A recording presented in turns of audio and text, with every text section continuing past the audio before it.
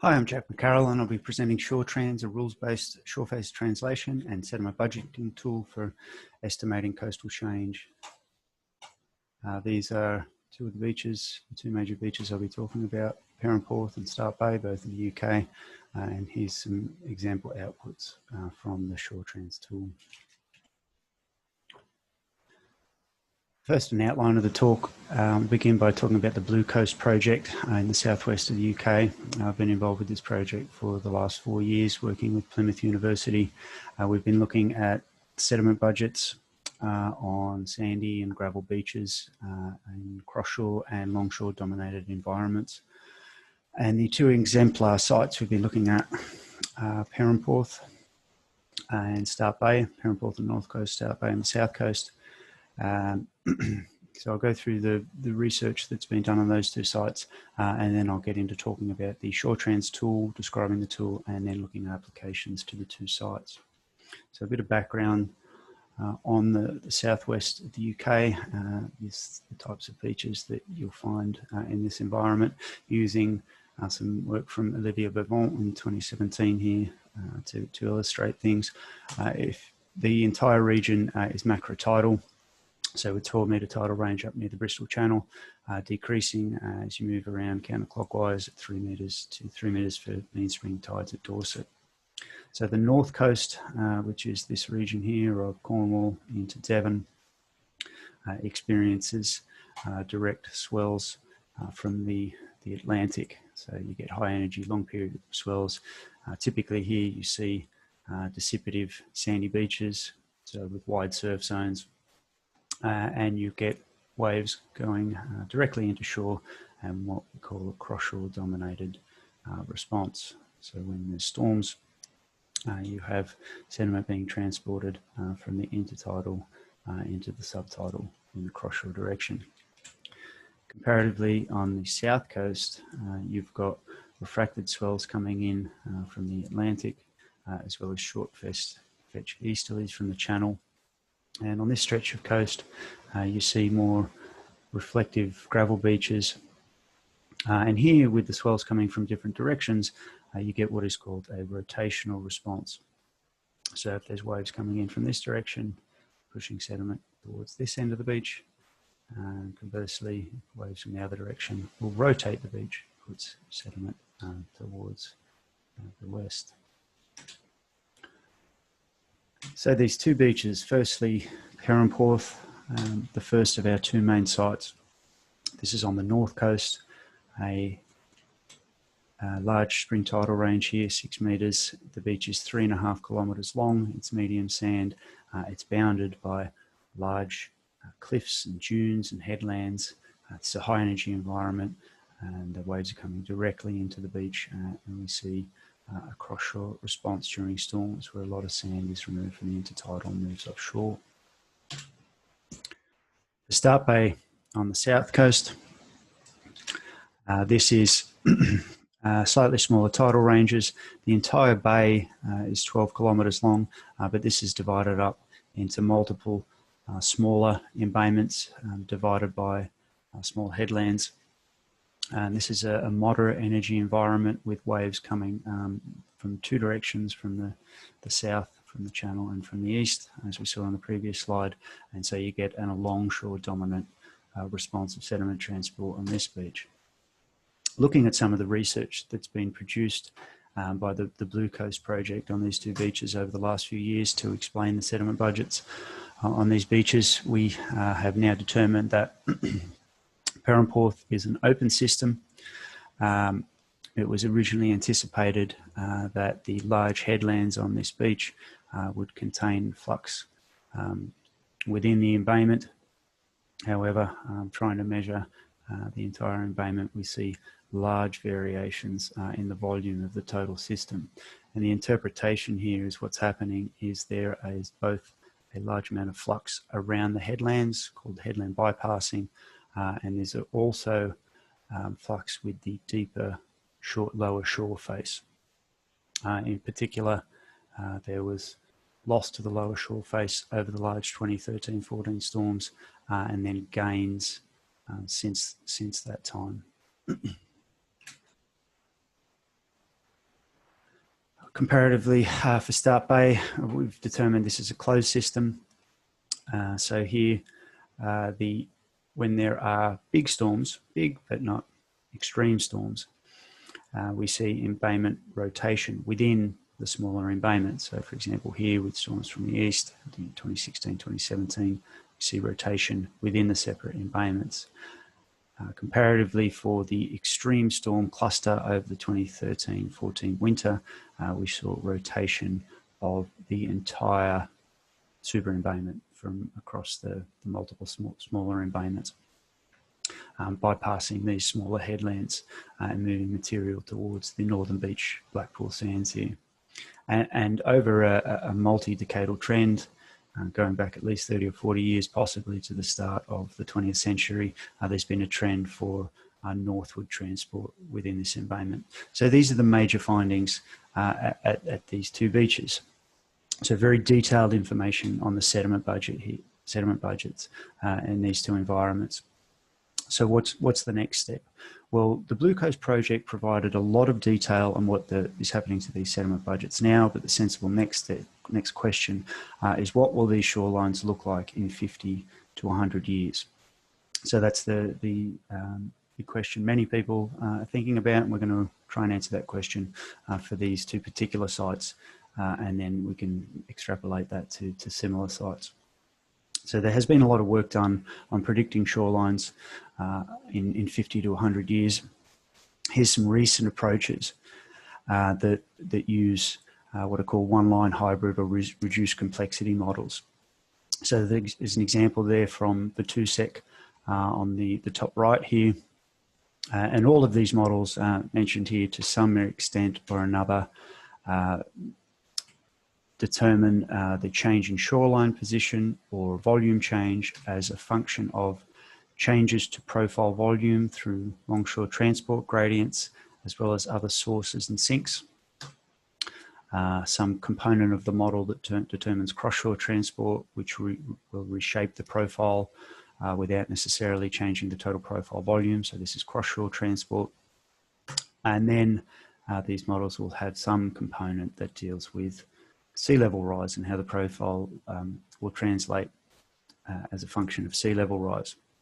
So it's this one here I want to focus on first, because what we see with many of these models, despite being extremely sophisticated in many respects, they often tend to use the simplistic Bruin rule or some slight modification of the Bruin rule for the sea level rise translation.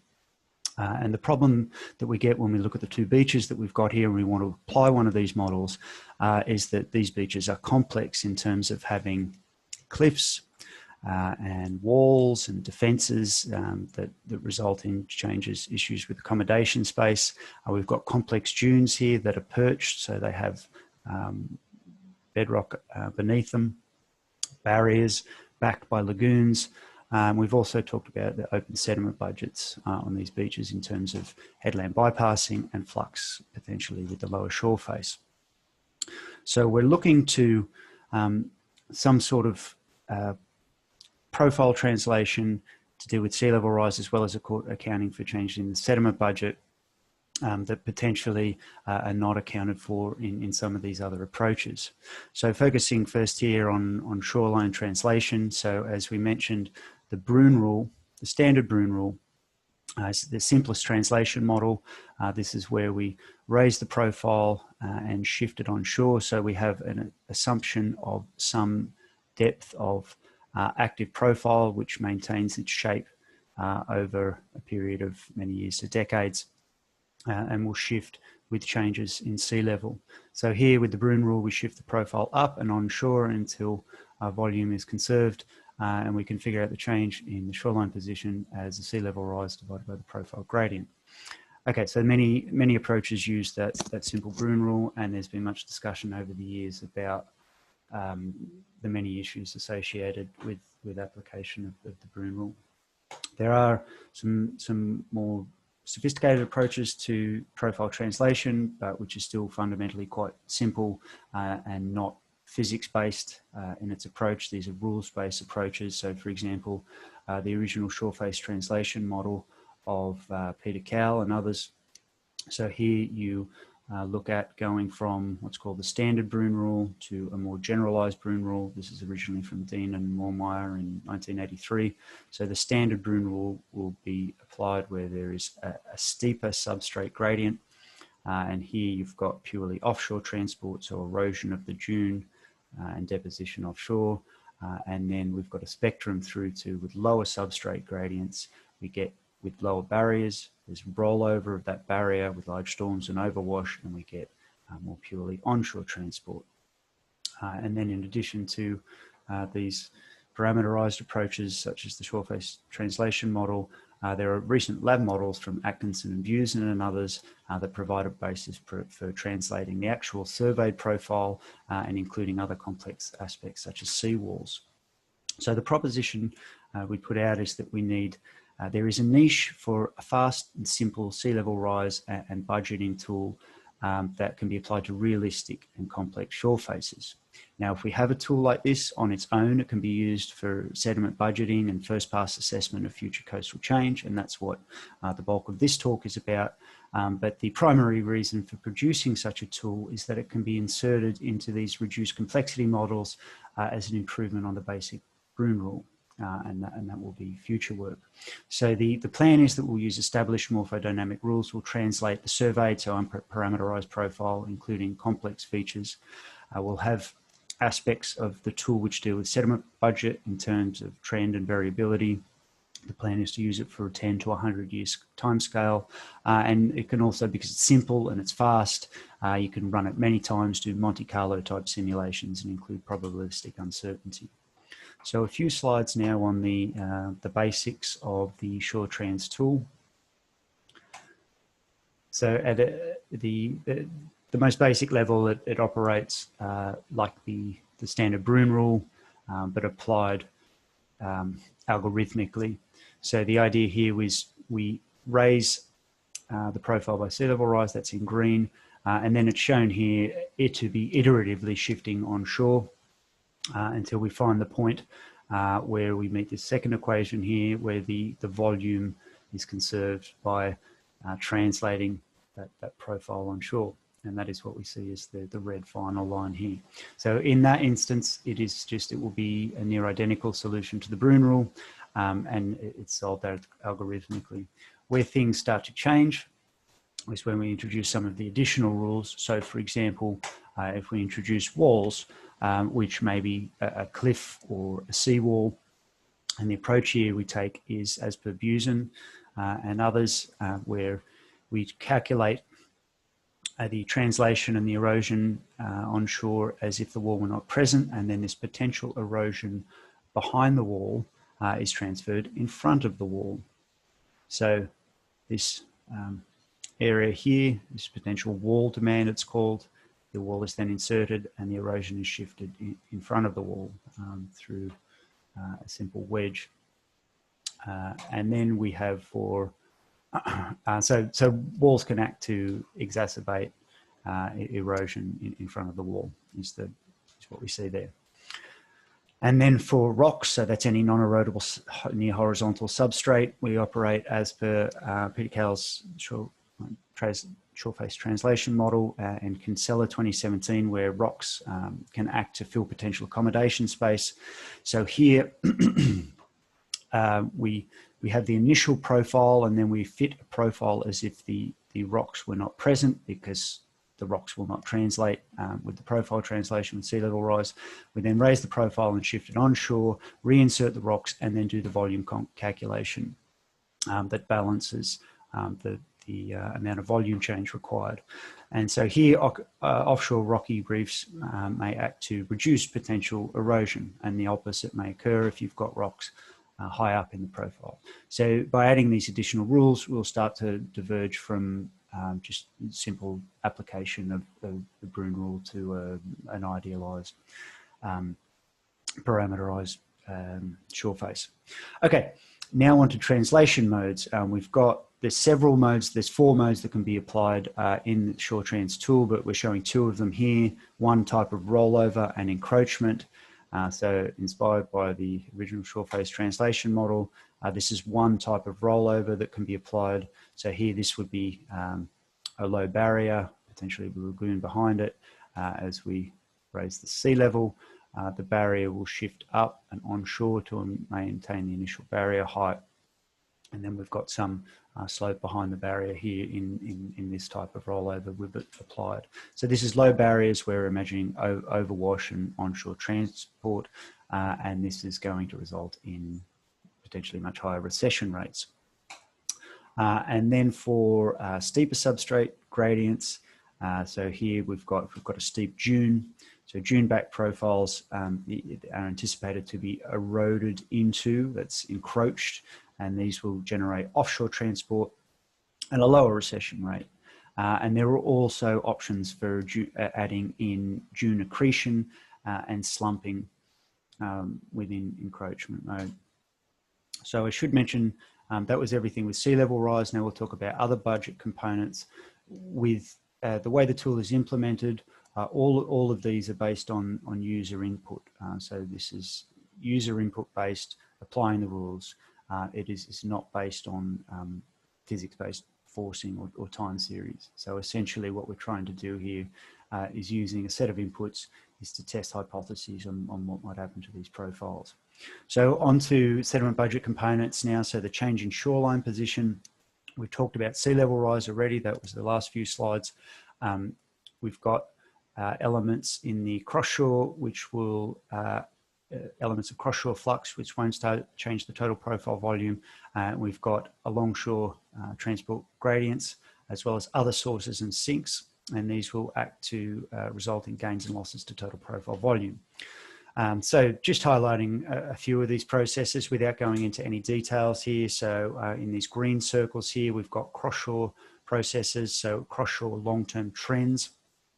These can be flux with the lower shore face, either in terms of gradual flux onshore from the lower shore face or loss through megarips, for example. And then we've got interaction with the dune, either through dune erosion or long-term accretion of the dune, for example. These can be accounted for. And then we've got, coming in and out of the page, longshore trends and other sources and sinks. So these can represent longshore transport gradients, headland bypassing, estuarine exchange, biogenic production, and nourishment or dredging.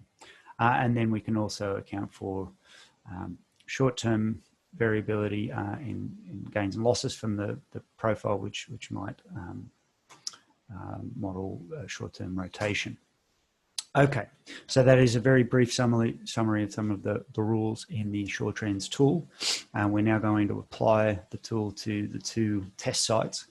First is Perranporth, so recalling this is dissipative, so that's high energy, broad, flat beach with lots of waves breaking a long way out. And high dunes, so we're going to use encroachment mode, and then we'll apply it to Start Bay on the south coast, where we've got steep reflective beach, so a steep beach face, low gravel barrier, and we'll be using rollover mode, anticipating that those low gravel barriers might roll over back into the dune over time. For each of these, or for most of these examples, we'll be doing 1 metre of sea level rise plus or minus half a metre.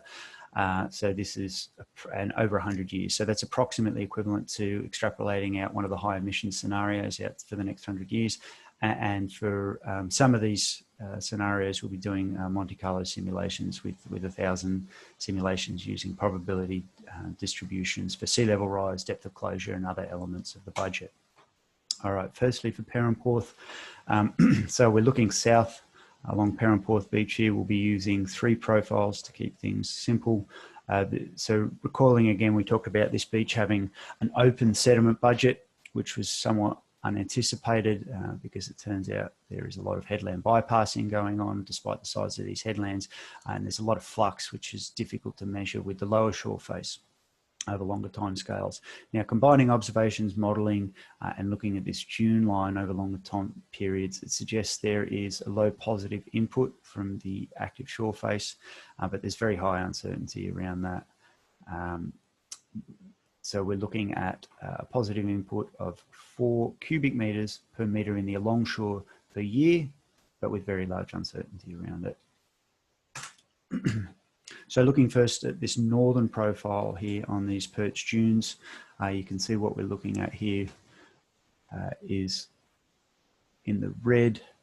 In the black is the initial profile, red is a projection for the mean final profile. You can see it's up against the buried cliffs here. It's eroded back to these buried cliffs. The grey is the ensemble envelope, and you'll see some of these profiles here are prograding because we're using a positive sediment budget. And then we've got, at least at the top of the profile there, and then this here represents the short-term variability due to storm erosion. That's incorporated in a very simple way into the tool now. And so you can see here, if we look at the distribution of shoreline recession, we're looking at including all these factors, including the dune and the sediment budget, the positive sediment budget, recession of up to 20 meters, and then it can be over 50 meters when you add short-term variability. In terms of beach width loss, which we can address specifically with shore trans, there is potentially a small amount of beach loss here, but it can be, these green lines here are up to 50% of beach loss due to storms. So you can see that the storms have a major impact relative to the projected impact of sea level rise on this particular beach over time, over the projection for the next 100 years. So you can look here at a summary for these 3 profiles projected over the next 100 years, and then summarized in terms of shoreline recession. For grey is the simple Bruin rule without other aspects of the sediment budget or other rules from the shore trans tool, and then just focusing on the blue bars here, which is the shore trans tool, and then pink is adding short-term variation.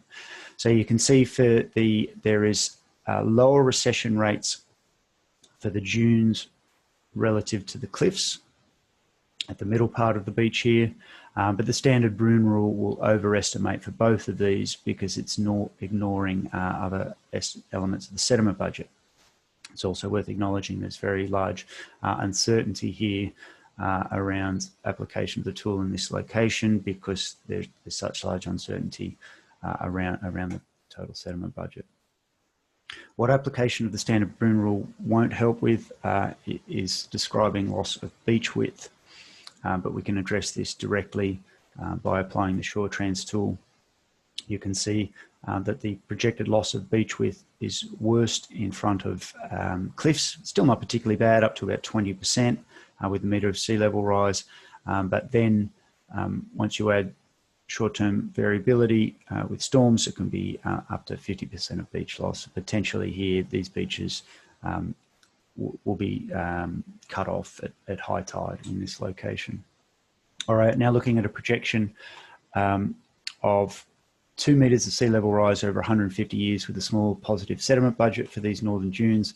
This is just a way to visualise what might happen to this profile over time. So you can see here with the animation of the cross-shore profile, it eventually recedes back to the buried dune, and then the back of the profile starts to drop down. So what we see here in time series is that the shoreline will gradually drop, mirroring the sea level rise, but the beach width won't be impacted until the back of the profile reaches the buried cliff.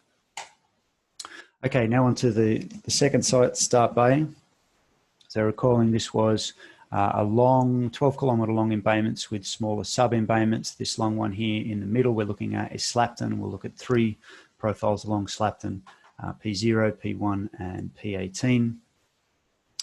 Remembering we talked about short-term rotation within these embayments as the wave direction changes, but then over the longer term there is a trend to go from the southern end of the bay to push things up to the northern end of the bay. So we've got chronic erosion at the southern end, and the beaches are getting wider at the northern end over the multi-decadal time scale.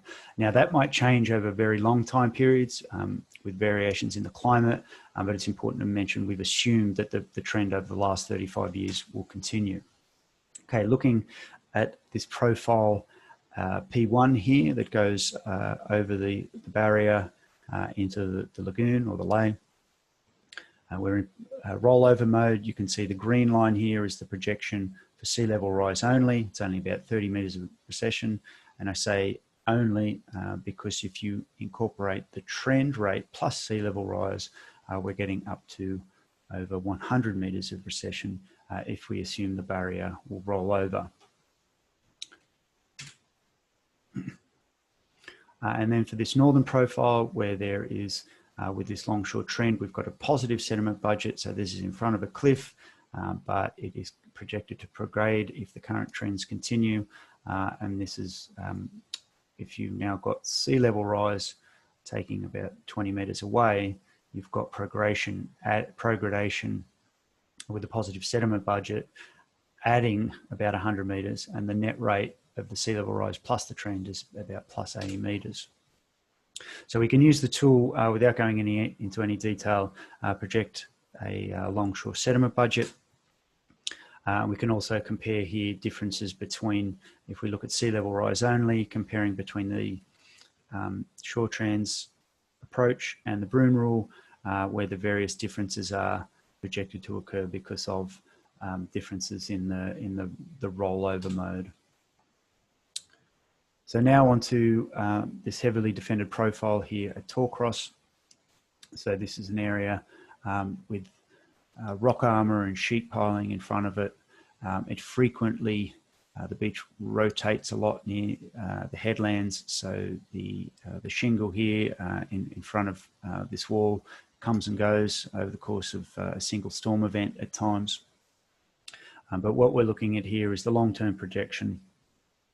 Green is the 1 meter of sea level rise recession if we take sea level rise only, and red all the way down here, the beach is projected to be completely extinct if we add in the trend rate of change. But there is a large amount of uncertainty about this. The pink here is the uncertainty envelope. So again,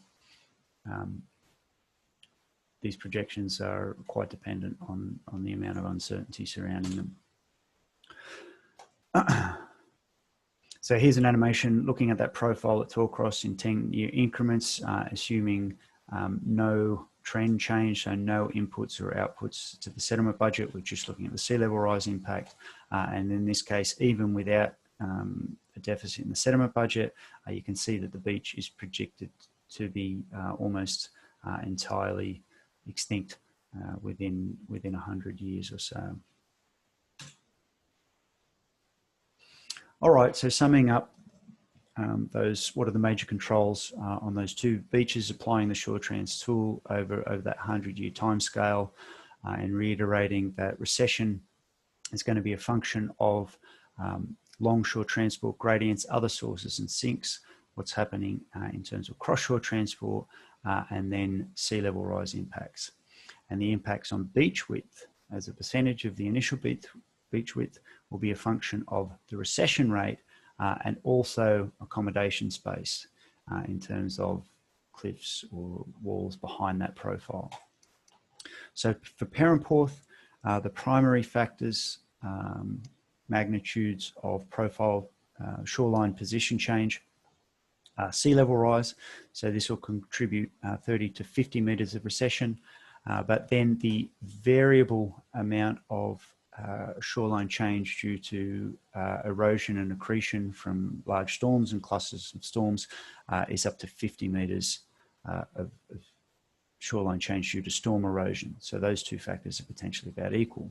Secondary is the trend change in the sediment budget, but there is very high uncertainty around this. So we've got anywhere from minus 10 to plus 40 meters to the shoreline, and you can see there's significant overlap there between sea level rise and the trend inputs to the sediment budget. So there is a potential scenario there that inputs to the sediment budget can entirely offset sea level rise. But we need more observations to reduce the uncertainty there. And then in terms of beach width, up to 50% of beach loss can occur in front of cliffs after storms, and there's the potential for no beach at high tide. And then for Start Bay, the primary factor here was the long-term trend in the sediment budget. So that long-term trend from the south towards the north of that embayment, and is projected, if it continues, to produce very large rates of shoreline change, greater than 100 metres of recession or progradation at either end. Sea level rise is a secondary factor here if those rates of trend change continue. And the short-term variability, which is rotation back and forth, was a little less than initially we anticipated. It's about plus 30 metres, plus or minus 30 metres of shoreline change near the headlands and less so near the middle of the beach. And then in terms of beach width, as we looked at there for the section of beach in front of Torcross, there's potentially a complete loss of beaches in front of sea walls. All right, they're finishing up now. There's a shore trans GUI that I have been working on in the past, but that and the code are waiting to come out to be freely available once it's published. It's currently with Marine Geology in review. So concluding remarks, shore trans is a simple shore face translation and budgeting tool based on user input that we can play around with to determine what's going to happen to a profile in 2D. So it can be used for first pass estimates of future profile change. You can test hypotheses, you can test large samples as to the importance of various profiles. It can be used to determine changes to beach width, not just changes to shoreline recession, because we're looking at that whole profile in 2D. So as I said at the start, one of the main motivations for this was to create a shore-face translation and budgeting tool which can be inserted into a reduced complexity one-line model. So that's a sensible next step.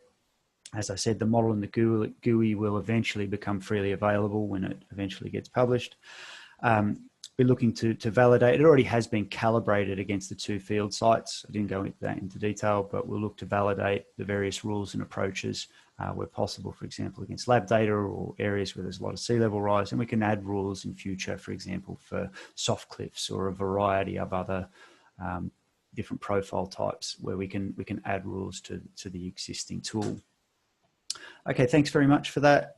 Just mentioning funding sources.